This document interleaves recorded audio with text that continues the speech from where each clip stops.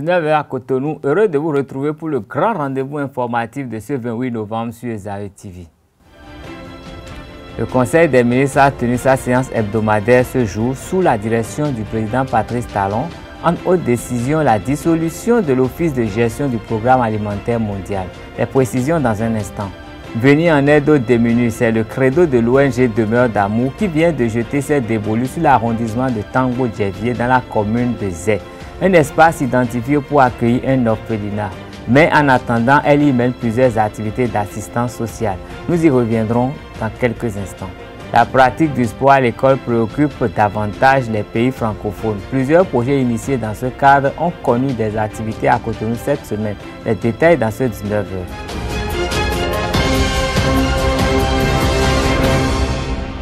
Le Conseil des ministres de ce jour, 28 novembre, tenu sous la présidence du chef de l'État, le président Patrice Talon, a pris d'importantes décisions.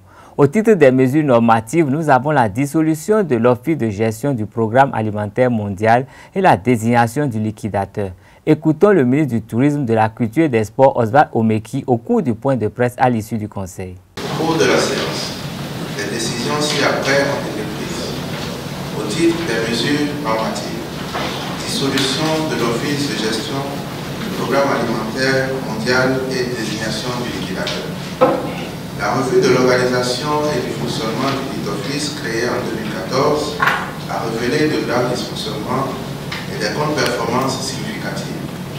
En effet, le cadre institutionnel de supervision de cette activité est apparu inefficace alors même que d'importantes ressources financières y sont consacrées. C'est pour y remédier que le gouvernement a mis en place depuis juillet 2017 un nouveau dispositif qui consiste en une délégation au bureau du programme alimentaire mondial du Bénin de la gestion des cantines dont le financement est assuré par le budget national. Le contrôle des opérations relève désormais de la compétence de la cellule présidentielle de suivi du fonctionnement des établissements scolaires et universitaires. Le Conseil des ministres a par ailleurs adopté les décrets portant approbation des statuts de la Bibliothèque nationale et nomination des membres de la Commission béninoise des droits de l'homme. Au titre des communications, plan d'action pour la mise en œuvre de la phase pilote du volet assurance maladie du projet Assurance pour le renforcement du capital humain Arche. La phase pilote du projet Arche prend en compte 3 zones sanitaires géographiquement réparties, à savoir la zone Abomey-Calavi-Soava, la zone d'Assa-Zoumé-Glazoué et la zone Djougou-Waké-Kopago. Elle consiste en un paquet de prestations que sont la mise aux normes des équipements des formations sanitaires, le remboursement des prestations et l'extension du système d'information. Ce dernier volet comporte notamment le développement de solutions complémentaires, l'acquisition et le déploiement de matériel, ainsi que l'accompagnement de sa mise en œuvre.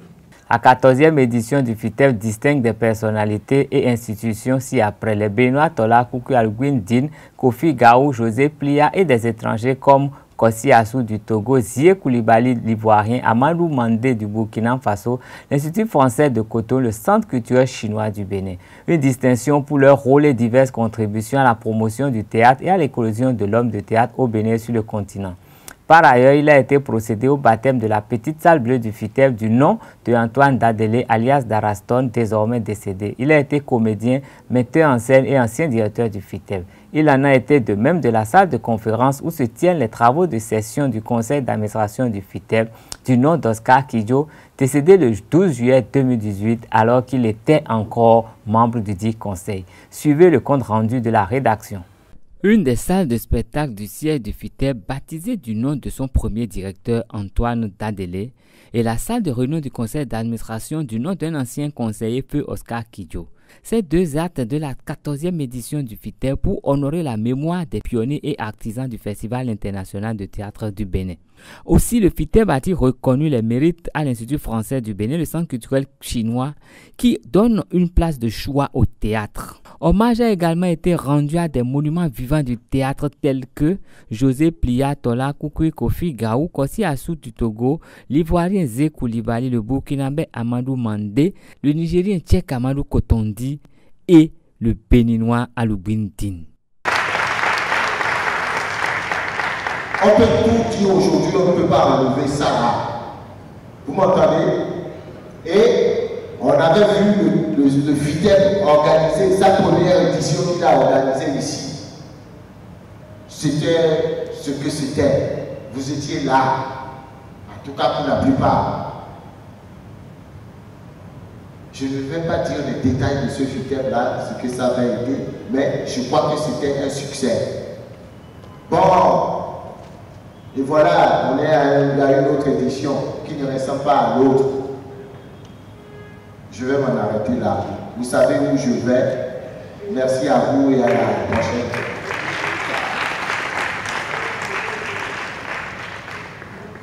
Ça, je te l'offre. Je te remercie. Ce que tu n'as pas dit, que tu es mon père. Le trophée, c'est une surprise pour moi. Je ne m'attendais pas du tout. Et vous savez, ça fait 2 semaines, je viens d'avoir une reconnaissance de la Côte d'Ivoire. Et je retourne au pays, j'ai dit non, on ne fera pas le FITEB sans moi.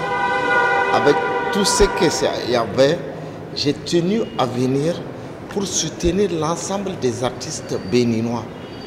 Et voilà que je viens, et c'est le Bénin tout entier à travers le FITEB qui me distingue.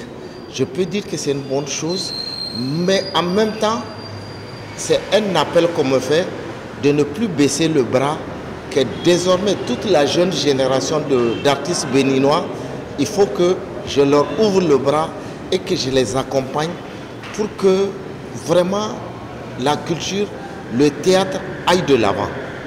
Puisse cette distinction inspirer les plus jeunes à emboîter les pas à ces monuments et remporter de grandes victoires en théâtre pour le Bénin, comme récemment Giovanni Sergio Wansou. Une délégation de l'ONG Demeure d'Amour a parcouru les 13 villages de l'arrondissement de Tango-Dievier dans la commune de Zé le week-end dernier dans le but de recenser les cas désolants d'orphelins, de veufs et des cas sociaux. Cette démarche vise l'estimation des ressources à mobiliser pour réduire quelque peu la misère ambiante qui règne dans cet arrondissement situé à une 50aine de kilomètres de la ville de Cotonou. Voici le compte rendu de la rédaction. Les 13 villages de Tango-Dievier, un arrondissement de la commune de Zé, situé à une 50aine de kilomètres de Cotonou, ont reçu le 24 et 25 novembre une délégation de l'ONG Demeure d'Amour venue recenser les orphelins, veufs et cas sociaux à soutenir dans les tout prochains jours. L'objectif de l'ONG Demeure d'Amour, c'est de construire un orphelinat. Un orphelinat dans lequel il y aura en même temps une école. Vu ma formation, je vais me mettre au service de ces cas-là, de ces enfants déshérités. Et on a déjà un dossier architectural de l'orphelinat. Le plan, nous en avons déjà, c'est bien conçu. Et il reste à recourir au financement. Nous comptons nous rapprocher de ces démunis, les écouter et leur venir en aide avec nos maigres moyens, solliciter des aides de part et d'autre et déjà leur venir en aide. Mais le roudou me tang là où nous comprenons. Mais Adam mon coton beau. De rato mais mon coton le bamé. Mais ne les doit tout coup mao. Mais Adam mon coton le beau. Bon de rato début de madeleine mais ne les bé mi ton. Fini là, qui viole oye donc. Nous doit assez ouayer on nous. Les personnes qui ont besoin d'assistance sont légion dans cet arrondissement, comme en témoignent les interventions. J'ai vu 4 weku. On doit aller go bawe. Mais na ko ala no mi o. Bon et nous kon e bawendi. Bon do lo go ko a. Mo go na do he. Se wa to la. Itin Mena kola do he. Ala God no ko. Bino wale la chebo na du vile ba. Nka lo vese. Mena ko ala na do na du vile. Après cette expérience, il est aisé d'affirmer que le Bénin profond est aux portes de Cotonou, la capitale économique. Pour joindre l'acte à la parole, la présidente de Demeure d'Amour n'a pas hésité à mettre la main à la poche, soit pour aider un garçon à retourner à l'école ou pour aider un autre à se soigner. De petits gestes faits ça et là tout au long du trajet. La conférence internationale sur la relance de l'éducation physique et sportive dans les différents ordres de l'enseignement au sein de l'espace francophone s'est achevée hier à Cotonou sur des notes de lendemain meilleur pour cette discipline. Suivez le communiqué final qui a sanctionné les 2 jours d'échange. À travers les résultats d'études, des exposés, de cadrage et des échanges d'expériences, les participants ont analysé la situation de l'EPS dans les pays francophones et proposer des pistes d'orientation et d'action à mettre en œuvre en vue de renforcer et d'améliorer la pratique de cette discipline à l'école. L'organisation de cette conférence internationale a été décidée par la 35e session ministérielle de la conférence tenue en 2015 à Kinshasa, en République démocratique du Congo, et soutenue par la 57e session ministérielle de la conférence tenue en 2016 à Libreville au Gabon, eu égard aux enjeux liés à l'atteinte des objectifs de développement durable, notamment ceux relatifs à l'éducation, au sport et à la santé. La volonté commune des 2 conférences ministérielles de relancer la pratique de l'EPS à l'école est partie du constat d'une perte progressive de la qualité de la pratique de l'EPS dans les différents cycles d'enseignement. Cette initiative conjointe est également fondée sur les directives adoptées au niveau international, notamment la Charte internationale de l'éducation physique, de l'activité physique et du sport, qui stipule que pour transmettre aux enfants de notre siècle les compétences requises, l'éducation doit davantage se recentrer sur la formation des attitudes, la construction du comportement, l'inculcation des valeurs de paix, de civisme et de citoyenneté, l'inclusion et le développement équitable. La conférence de Cotonou a été organisée sous forme de plénière et d'ateliers. L'atelier 1 a porté sur le thème « La formation des enseignants d'EPS non spécialistes au niveau préscolaire et primaire ». Cet atelier a été introduit et exposé par M. Alain Leta, administration générale du sport de la Fédération de Wallonie-Bruxelles. Son intervention s'est articulée en 2 parties.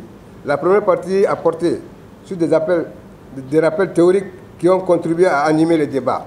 La deuxième partie a présenté la situation de l'EPS en Fédération de Wallonie-Bruxelles aux fins d'échanges et de bonnes pratiques. L'atelier 2 a discuté du thème de la valorisation de la fonction de l'enseignant de l'EPS. L'atelier a été introduit par une communication de M. Kosivi Atiklemé, directeur de l'Institut national de la jeunesse, de l'éducation physique et sportive de Porto Novo au Bénin.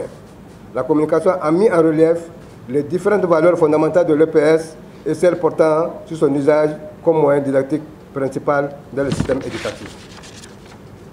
L'atelier 3 a échangé autour du thème de l'apport de l'EPS à la santé et à la réussite scolaire. Cet atelier a été animé par Mme Edoxy Adopo, kinésiologue et professionnelle en relation d'aide à la méthode d'écoute ton corps. Sa communication est partie des conclusions de la recherche scientifique qui abondent dans le même sens. La pratique régulière de l'activité physique a des effets bénéfiques sur la santé globale de l'individu à tous les âges.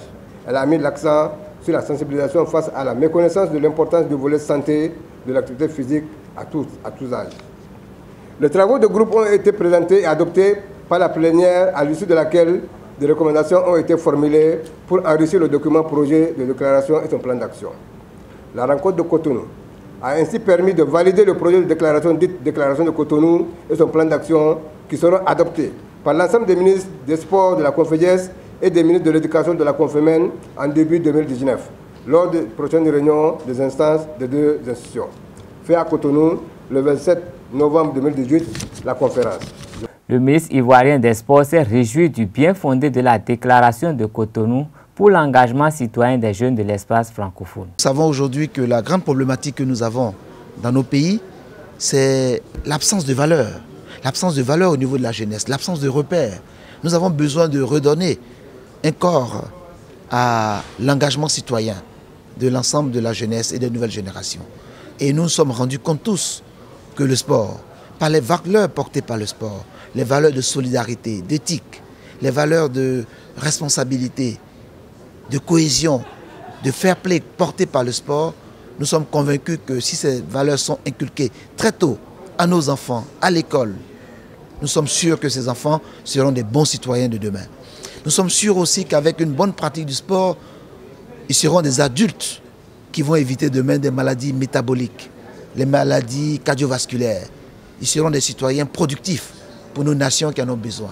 C'est pourquoi aujourd'hui, cette conférence internationale a posé définitivement les jalons d'une formation pertinente des jeunes générations en matière d'éducation sportive dès le bas âge et à l'école et dans tous les ordres d'enseignement. Au sujet de la pratique du sport à l'école, les coordonnateurs Shoot Time de badminton à l'école de 12 pays francophones d'Afrique ont démarré ce matin une réunion d'évaluation stratégique de ce projet à Cotonou. Je crois que la Fédération internationale de badminton est une des premières fédérations à mettre ce projet structuré en place pour le développement du badminton ou pour un sport particulier, le badminton. Vous avez les manuels nécessaires, comme le manuel des enseignants. Vous avez aussi les plans de séance qui sont déjà préparés. Et puis, pour chaque exercice qui figure dans les plans de séance, vous avez des vidéoclips qui accompagnent ces exercices. Ce sont des ressources très, très scientifiques. Et le Shuttle Time, ça concerne principalement l'enseignement du badminton dans les écoles à travers des exercices ludiques que l'enfant est exposé pour son développement harmonieux et total. Et qui va aider bien sûr à identifier les talents que la fédération va encadrer pour pouvoir identifier les talents, améliorer leur performance et finalement se joindre à l'équipe moins de 12 ans, moins de 15 ans, moins de 18 ans ou l'équipe junior du pays. Et la fédération minoise que je représente, d'accepter, abriter cette présente réunion qui marquera le début d'une série d'actions que la Confédération a bien voulu accorder à notre cher pays, le Bénin. Vous le savez, l'implémentation du badminton est très importante dans les collèges et vous, en tant que coordonnateur dans différents pays, vous jouez un rôle aussi prépondérant dans cette mise en œuvre et il est important que la Confédération puisse donner les armes nécessaires, les outils adéquats pour que vous puissiez amener à bien l'initiative donc de développer l'activité. L'expert ici présent, Dadiane Raoult, est un habitué, il sait ce qu'il faut pour vous, il vous donnera le maximum afin que vous repartez dans vos pays avec plus de connaissances. Ainsi se referme cette édition. Merci de rester fidèle à Ezahel TV. N'oubliez pas le geste www.ezahel-tv.bj. Bonsoir.